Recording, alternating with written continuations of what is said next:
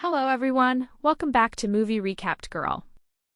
Prepare for laughs and a whole lot of heart in this unique fish-out-of-water romantic comedy, Blast from the Past. The movie takes place in 1962, during a time when the United States and the Soviet Union were really butting heads. In the US, word is going around that the Russians might launch a nuke anytime soon, so a lot of people are secretly building bunkers in their homes. Crazy smart scientist Dr. Kelvin Weber is just a regular guy. But after months of sweat and tears, he's put together a high-tech bomb shelter in his backyard, complete with everything you'd need to live through a nuclear war. So Kelvin decides to throw a party at his place one day and asks a bunch of his work buddies to come over. So while everyone's having a good time, President Kennedy pops up on TV and says they're planning a hush-hush mission against the Soviets. Kelvin's scared out of his wits, thinking that a war's about to kick off any minute now. So, he quickly gets all the guests to leave and rushes to the hidden bunker with his pregnant wife, Helen. Meanwhile, a plane is zooming across the city skyline. When it breaks down, it smashes right into Kelvin's house, wrecking it totally. Kelvin figures out that a nuclear war has started while he's in the bunker, so he quickly shuts the door. He then lets his wife know that the door won't open for 35 years, because that's how long it'll take for the nuclear stuff in the air to chill out. Once their house was totally wrecked, everyone in the neighborhood and even the cops figured the Webers had died in the accident. So as the days go by, the couple's getting used to living in the bunker. Kelvin's totally chill, but Helen can't relax because she's always stressing about her loved ones. So one day, Helen's about to become a mom because she's in labor and ends up having a baby boy. The couple is super happy to have a baby, and they decide to call him Adam. In the next scene, we get a wider look at their hideout. It's got enough supplies to last 35 years, complete with a fish tank, fuel, a comfy lounge, and a mini-mart packed with food. As time goes by, Kelvin teaches his son at home, giving him lessons about American history. He hopes that one day his son could fix up the country back to how it used to be. Then the movie fast-forwards to summer '65, when some construction guys clear out Kelvin's wrecked place and put up a diner. Fast-forward 10 years, and now we're in the fall of 1975. Adam's now a sweet-giving kid who loves hanging out with his mom and dad. His dad teaches him boxing, and his mom gives him dance lessons. Meanwhile, the old diner turns into a pizza joint and then into a nightclub. Down in the basement, Kelvin keeps schooling his kid on all sorts of stuff. He chats about how the stock market works and also teaches some stuff in French and Latin. As they're chatting, Kelvin tells his son he's really funny. So one day Kelvin hands over his baseball cards to Adam and chats with him about sports. The film fast-forwards to summer '95, where we see Kelvin and Helen throwing a party for their son's 33rd birthday. Adam's all grown up now, and he's really hoping to find someone special.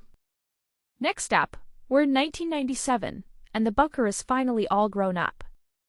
At last, 35 years later, the bunker door just pops open on its own, and the family can't wait to take a look. Kelvin says they should hang tight until it's dark, and he can take a look around first, because they have no clue what the outside world is like right now. The diner on top of the bunker is now a hangout spot for homeless folks. So, the beggars are sipping their drinks when out of nowhere, the ground starts shaking. They freak out, thinking it's an earthquake. But then, Kelvin shows up in a radiation suit, and one of the homeless guys faints when he sees him. So Kelvin goes back to his old stomping grounds, and shocker, everything's totally different now. He spots folks jokingly aiming firearms at him and even accidentally walks into a porn shop. Noticing that his neighborhood is going downhill, he gets worried and heads back to the bunker. Over dinner, he tells his family that even though you can breathe up there, it's now just a messed-up wasteland full of radioactive mutants. So, they have to keep staying under the ground. Helen, who's totally fed up with bunker life by now, begins to argue. She says that despite what others think, she wants them to break free, and she wants Adam to experience the real world, to see the blue sky, feel the ocean and grass, and visit the mountains. Even after that kick-ass speech, Calvin's still all about staying below the radar. But while he's in the middle of arguing, he has a heart attack. Helen's worried because their stuff's running low and Calvin's sick. She's asking Adam to grab enough supplies to last for about 2 years. She hands him a shopping list and tells him it'd be great if he can find a girlfriend who's not a mutant. Before he takes off, Calvin tells Adam to stay away from the adult video store, because, according to him, it's got dangerous radiation levels. He's really just trying to keep his kid away from crude stuff. Son, 3-5 is way too old to be getting your first hard-on. So after some time, Adam stuffs his bag and steps out of the bunker for the first time ever. He bumps into this bum, Melker, who just happened to run into his dad the night before. While Adam is amazed by the outside world, Melker starts to think Calvin and the elevator they used to get out are pretty awesome. Melker believes they're like a godsend that's come to shake up his life and change his destiny. Melker's been chugging down Listerine like it's beer. Meanwhile, Adam finally gets a glimpse of the blue sky and starts waving at the folks on the streets like he's never seen them before. He's surprised to see a woman of color and greets her with great excitement. Then he bumps into the same adult video store his dad had cautioned him about, so he quickly covers his nose and tells everyone else to do the same. Later, Adam hops on a bus, but he's really freaked out by the sensation of it moving. He talks based on what he's learned, but it seems that doesn't really jive with today's world. Everyone on the bus reckons he's nuts. Even the bus driver is giving him a strange look. So, after some time, Adam finally reaches a supermarket and just walks around to grab the stuff his mom asked him to get. When he heads out to pick up some meat, the butcher lets him know that if he buys a bit more, they can just drop it off at his place. When Adam heard the word house, he realized he'd totally spaced on how to get back to his bunker. He's super stressed out and frantically searching the city for his bunker, but can't find it anywhere. At this stage, he's nearly broke, so he tries to make some money by selling his dad's old baseball cards at a collectibles store. The shopkeeper thinks Adam's nuts for wanting to sell the cards so cheaply, so he decides to buy the whole lot for just $500. Right at that moment, Eve, the shop's helper, steps up to the two of them and keeps the owner from ripping them off.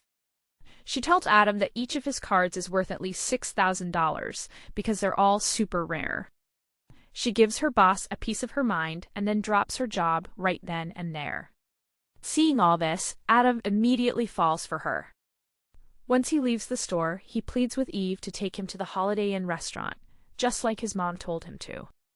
At first, Eve says no, but when Adam says he'll give her 2 cards back, she's in. Before long, the pair get to the hotel, but Eve bolts back home before Adam gets a chance to speak. The next morning, Adam's phone rings.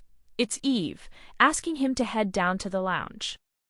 Turns out she showed up to return his card because she feels kinda bad about it. Once she gets back the card, she attempts to leave, but Adam stops her and offers her a weekly pay of $1,000 if she could help him buy supplies. Eve says yes, and they go on a crazy shopping spree.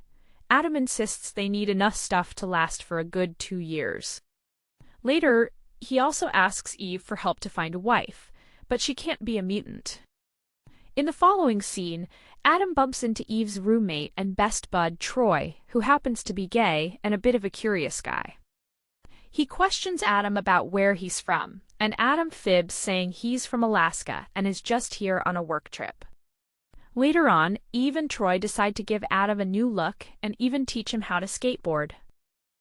Think about the 90s as if they were the future. Then Adam gets to check out the sea for the first time, and he's so excited he jumps right in and has a blast. He also goes to a baseball game and excitedly yells out that he finally gets what his dad was saying. One day it starts to pour, and Adam gets to feel the rain for the first time ever. Eve is pushing him to go back home, but Adam is really digging this amazing vibe and wants to stay in it. Suddenly, he gives Eve a big hug, suggesting that he's having a good time living in the real world, and maybe he's finally had his first, exciting moment. That night, Eve and Troy bring Adam to a 40s-themed dance club, hoping he'll find a girl to marry. They tell him to just be himself when he's hitting on women. Shockingly, a bunch of ladies, including Eve's enemy Sophie, start falling for Adam. When he and Sophie hit it off, Eve gets uneasy and pulls Adam over to a table. Then she suggests he should go for a nice girl, not Sophie. After some time, Adam goes up to a girl and they hit it off when he invites her to dance. Before you know it, Adam wins the crowd over with his killer dance moves, thanks to all those years he spent practicing in the bunker. Oh yeah, he definitely inherited that from his mom. Meanwhile, Eve, being a bit envious, links back up with her ex-boyfriend, which ends up stirring up a fight with Adam. But he quickly wishes he hadn't when Adam shows off his boxing moves, thanks to daily training with his dad in the bunker. Eve's fed up with all the chaos, so she ditches Adam and heads back home. After a bit, Troy shows up and lets Eve know that Adam took off from the club with Sophie. After hearing that, Eve gets really mad, leaves the house, hops in her car, and drives off to bring Adam back. Just when she's about to hit the road, Adam bangs on the door, scaring her half to death. So, they head back home, and Adam says that he turned Sophie down nicely, 'cause he just couldn't get Eve out of his mind. Then he tells her to lumps her, and they end up smooching at last. So he's got Eve with him now, and he figures it's time to spill the beans about his past. He shares that he's been holed up in a fallout shelter with his family for 35 years, and is finally getting his first look at the outside world. He also says he wants to marry Eve and bring her to the bunker so they can have a good life together. But Eve thinks he's nuts and tells him to get out. The next day, Adam is learning to drive a truck with Troy when he spots the adult video store they saw before and finally figures out where his bunker is. He rushes back to Eve's place to fill her in on what he's found, but spots a couple of shrinks there waiting for him. At first, Adam plays along, but he bolts, leaving Eve and Troy with the key to his hotel room. He tells them to use all the cards to settle his hotel bill, then he hops in a truck and drives off. So after a bit, Troy and Eve get to Adam's hotel room and find a bunch of stuff from the 1960s, like clothes and toothpaste. They also stumble upon some super valuable shares from Adam's dad's company, which are now worth a ton of money. So, they finally realize that Adam isn't nuts. He's been honest from the start. Meanwhile, Adam comes back home after being out and about for a couple of weeks. He gives his folks a big hug and shares with them how awesome the world's turned out to be. Before long, Nulker and his buddies lend a hand to Adam, stuffing the bunker with supplies. Meanwhile, Eve and Troy are doing their best to find Adam's secret basement, but they're having no luck. When they were headed home at night, Eve saw Adam hanging out by the adult video shop. She quickly yells his name and jumps out of the car. They hug and smooch before Adam introduces her to his folks. Calvin and Helen really like Eve, but Adam's asking his dad to hold off for a couple of months while he gets things sorted out. So during this part, Adam and Eve sell their shares to build a new house in the countryside, which looks exactly like their old one. They're plotting to gradually get Calvin and Helen back on their feet and kickstart a fresh life together. A few months later, Adam's folks show up at their new place. They can't believe their son is doing so much for them. As Helen and Eve are busy making dinner, Adam spills the beans to his dad that there never was a nuclear war, and the supposed bomb wasn't really a bomb. So, a plane just smacked right into their house. He also lets on that the Soviet Union fell apart without any war. But Calvin isn't buying it and teases his son about his big news. The movie wraps up with Calvin getting ready to construct a fresh fallout shelter, while Eve observes from the kitchen window, fiddling with her engagement ring. Thanks for watching. If you want to see more incredible stories like this one, be sure to subscribe and hit the bell. I'll be back with another video soon.